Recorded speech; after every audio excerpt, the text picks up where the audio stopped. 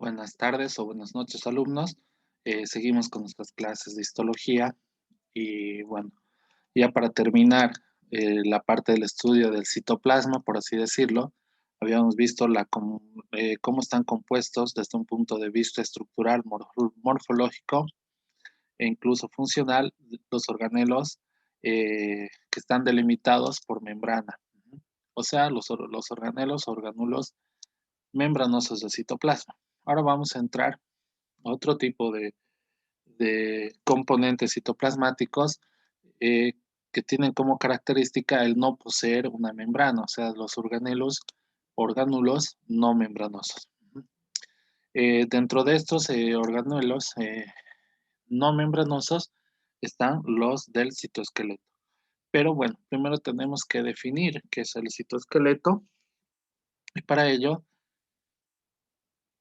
podríamos decir que el citoesqueleto es una red de filamentos que da forma a la célula, soporta su membrana plasmática, organiza sus estructuras internas, interviene en el transporte, movilidad y división celular. Otra definición del citoesqueleto, podríamos hablar del mismo como el armazón proteico filamentoso que se encuentra desplegado por todo el citosol o por todo el citoplasma de la célula. En esta definición ya podemos empezar a hablar un poco de lo que es la composición y la disposición del citoesqueleto. Pero bueno, en este gráfico, un poco para hacer un esquema de lo que acabo de hablar, fíjense, la membrana citoplasmática, la membrana citoplasmática también abajo, muchos organelos, entre ellos el retículo endoplásmico rugoso, las mitocondrias que ya hemos visto, y toda esta red formada por proteínas, donde podemos encontrar microtúbulos que le van a dar un sostén, un soporte y una forma a la célula, como habíamos escuchado o como habíamos mencionado en la definición previa, ¿no? Esto es para hacer más o menos para graficar lo que acabamos de hablar, ¿no? Entonces, habíamos dicho que es un armazón proteico y filamentoso que está desplegado en todo el citoplasma celular. Entonces, ya al decir que es un armazón proteico, sabemos que está compuesto por proteínas. Y filamentoso desplegado por todo el citosol, tenemos más o menos una idea de que está ubicado en todo el citoplasma celular. Existen distintos componentes del citoesqueleto. Entre estos componentes vamos a encontrar proteínas, dos tipos de proteínas. Las primeras son las proteínas filamentosas. Las proteínas filamentosas van a estar integradas en sí, van a ser de tres tipos, por así decirlo. Más que integradas, las proteínas filamentosas las vamos a subclasificar en tres tipos. En los microtúbulos, filamentos intermedios y microfilamentos, que tienen distintas funciones, pero sobre todo esta clasificación se da por el tamaño, que ahora vamos a especificar un poco más. Y otro tipo de proteínas son aquellas proteínas que están encargadas de asistir a las proteínas filamentosas para que éstas puedan cumplir sus diferentes funciones. ¿Qué proteínas accesorias vamos a tener dentro del citoesqueleto? Las proteínas reguladoras, las proteínas ligadoras y las proteínas motoras. Funciones. Tenemos que definir las funciones del citoesqueleto, pero antes de definir las funciones, tenemos que decir que estas funciones son esenciales o primordiales, no solo para el funcionamiento de la célula en sí, para la subsistencia de la célula. Entonces, en cuanto a sus funciones, en cuanto a las funciones del citoesqueleto, podríamos mencionar que dan forma a la célula. La forma de las células, saben que puede ser muy cambiante, pueden ser formas estables. Ya de principio habíamos definido, por ejemplo, la membrana citoplasmática como un mosaico fluido, o sea que está en constante movimiento. Entonces, este movimiento le puede dar muchos cambios a la célula o a la misma morfología y para eso la célula tiene que tener un sostén que soporte esta, estos cambios morfológicos. contribuye, perdón, a la movilidad de las células que necesitan migrar de un lado al otro. eh, Participa en el transporte de macroorganelas, de macromoléculas y organelas en el interior de la célula. Muchas organelas citoplasmáticas ya las habíamos visto, ya las habíamos estudiado, y por eso sabemos que a veces van de un lugar de la célula a otro lugar de la célula y se van transportando de distinta manera dentro del citosol o dentro del citoplasma. Entonces, para esto, en esto también ayudan, o es una de las principales eh, funciones del citoesqueleto, participar en el transporte de macromoléculas y organelas en el interior de la célula. Después, obviamente, que vamos a ver en algunos, ya cuando entremos a definir tejido por tejido, por ejemplo, en el músculo, en las neuronas, tienen otro tipo de funciones más especiales o más características, todas las, todos los componentes del citoesqueleto. Entonces, el citoesqueleto es una estructura interna que soporta la tensión y las fuerzas de compresión, manteniendo la forma de la célula. En ese sentido, el citoesqueleto es literalmente el esqueleto de la célula y se ubica por toda la célula, entonces se ubica en todo el citoplasma celular. Vamos a describir o vamos a hacer una pequeña síntesis de lo que son las proteínas filamentosas. Siempre haciendo hincapié en lo que ya les había mencionado en las anteriores clases, ¿no? Esto sirve como una tutoría, como una guía, para que ustedes agarren el texto guía y sigan leyendo y sigan complementando todo lo que les estoy mencionando en estas pequeñas tutorías.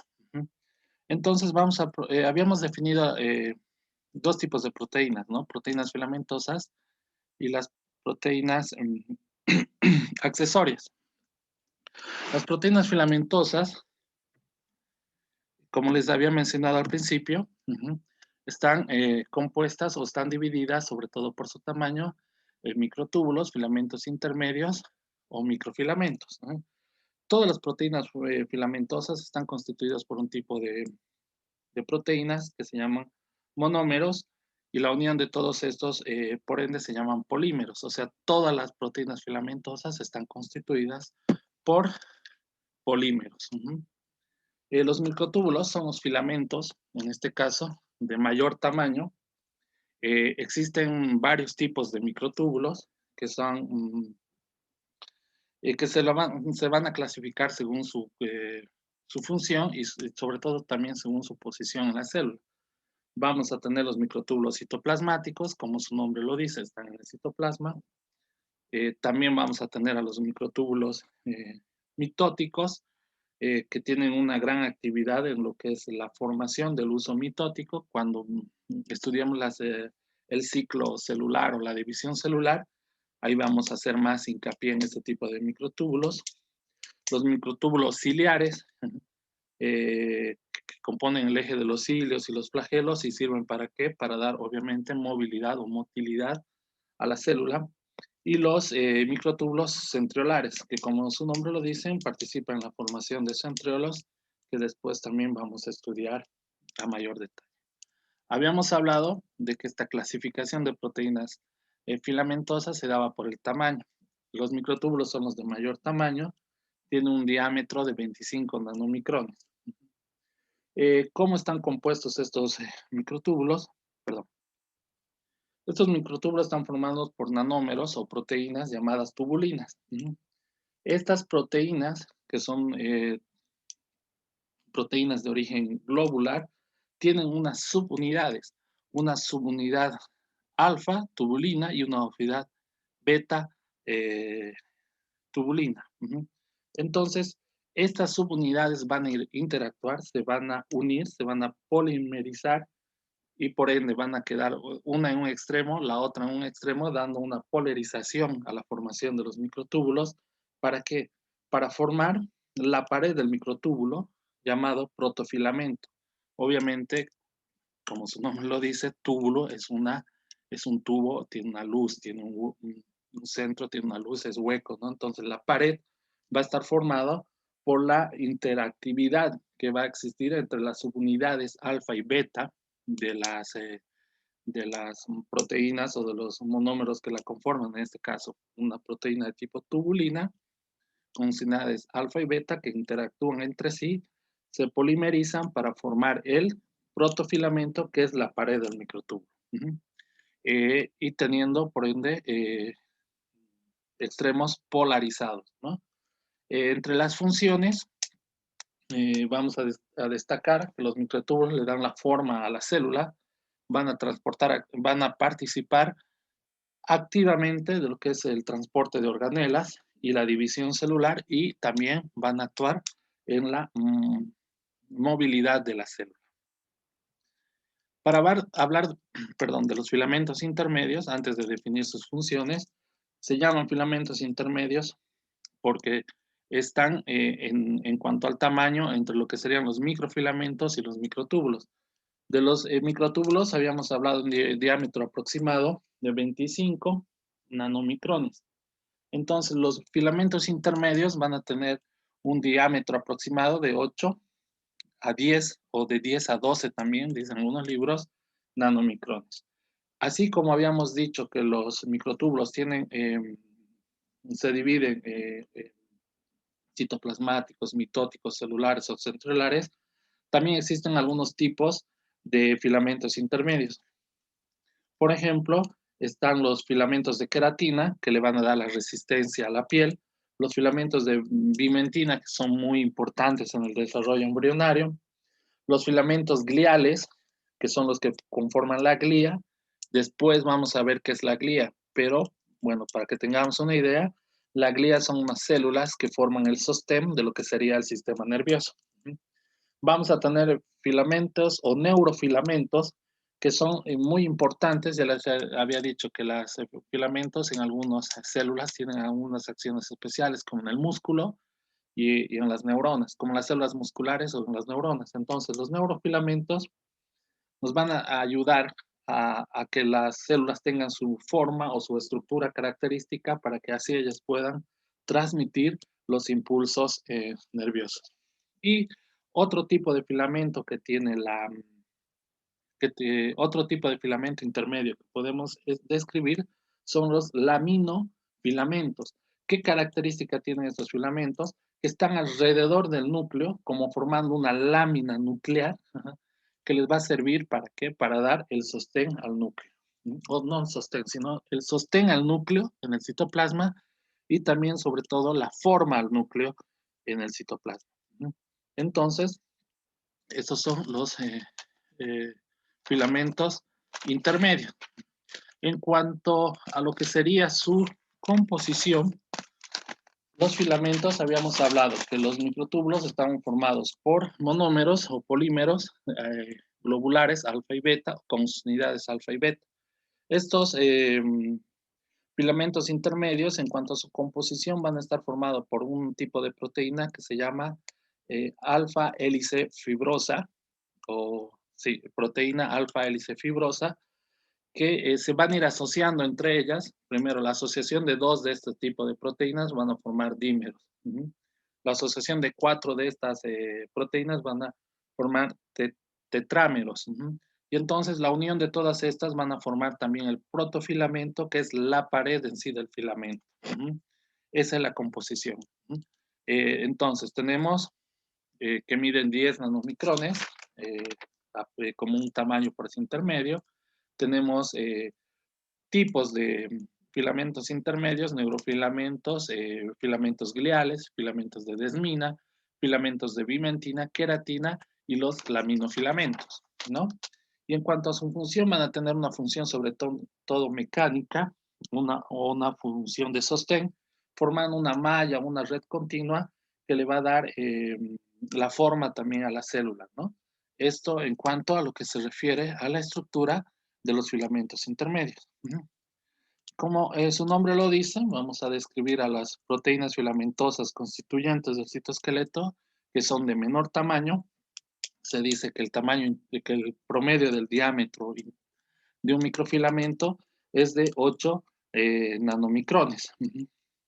Existen, al igual que los microtúbulos o los filamentos intermedios, existen tipos de esos filamentos. En este caso, igual van a existir dos tipos, pero de microfilamentos, ¿no? Los filamentos corticales y los filamentos transcelulares.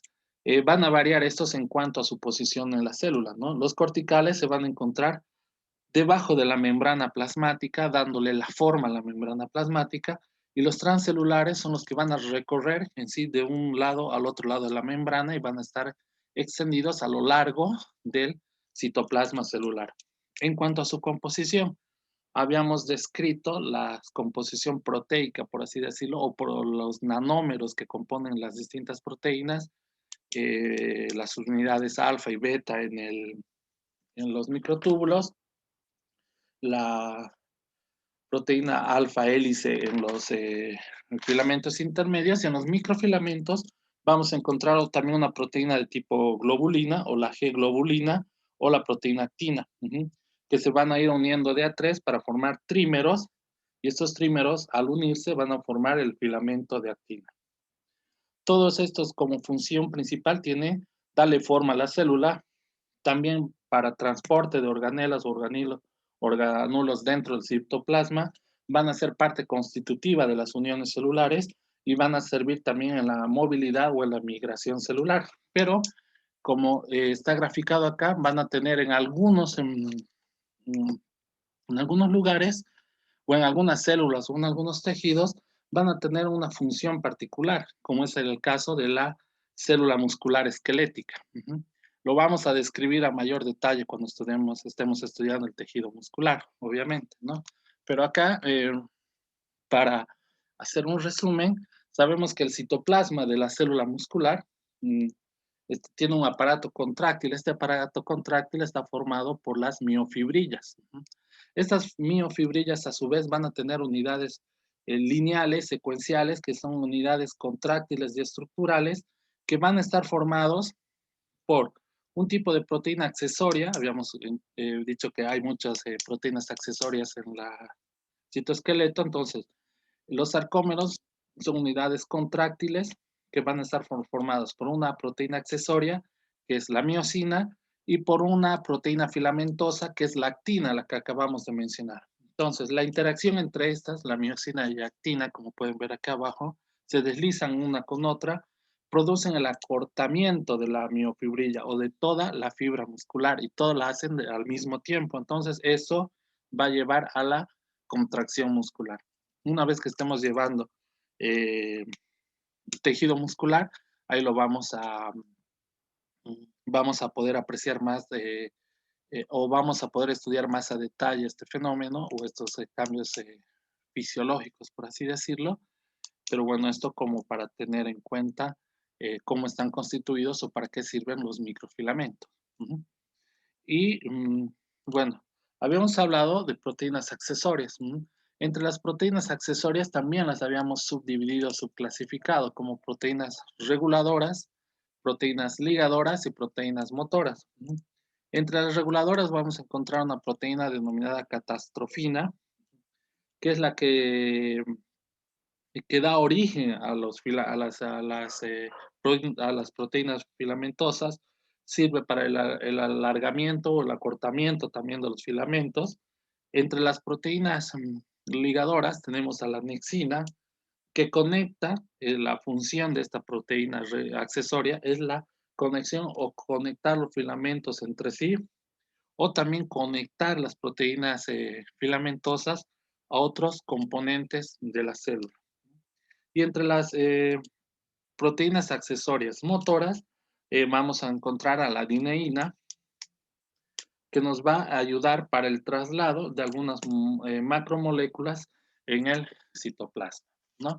Entonces, esto para resumir a grosso modo, prácticamente ya terminando con lo que sería el estudio citoplasmático, eh, eh, eh, estamos estudiando la composición del citoesqueleto.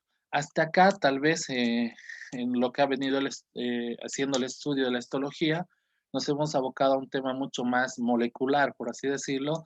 Tal vez todo esto porque tanto los organelos membranosos como no membranosos no se van a ver por microscopía óptica, pero sí se pueden ver por microscopía electrónica, pero a la vez es importante conocer su funcionamiento y su morfología para poder estudiar posteriormente ya en microscopía óptica la composición de los demás, de los demás tejidos, ¿no? Entonces, para resumir, el citoesqueleto es el que le da sostén a la célula, le da la forma y le ayuda a la movilidad. Está compuesto por proteínas filamentosas, digamos, como las proteínas más importantes, que de acuerdo al tamaño van a variar en microtúbulos, filamentos y microfilamentos. También van a variar en cuanto a su composición proteica y algunas en cuanto a su función. ¿No? Y las proteínas accesorias son todas aquellas proteínas que van a asistir a las proteínas filamentosas para que éstas puedan desarrollar su función. Siempre que damos una clase, terminamos haciendo alguna actividad, ¿no? Entonces, en los comentarios que tenemos acá en este canal de YouTube, para mis alumnos, ¿no? Quiero que me dejen, ya para terminar lo que sería el citoplasma, para empezar a estudiar el núcleo celular, que me dejen cómo está constituida la matriz citoplasmática. Bien, bueno, les agradezco por su atención y bueno, ya vamos a estar programando las siguientes actividades y las siguientes clases. Eh, Como siempre, esta clase les va a llegar por la misma vía que les he estado llegando antes. Y bueno, muchas gracias por su atención y hasta la próxima clase.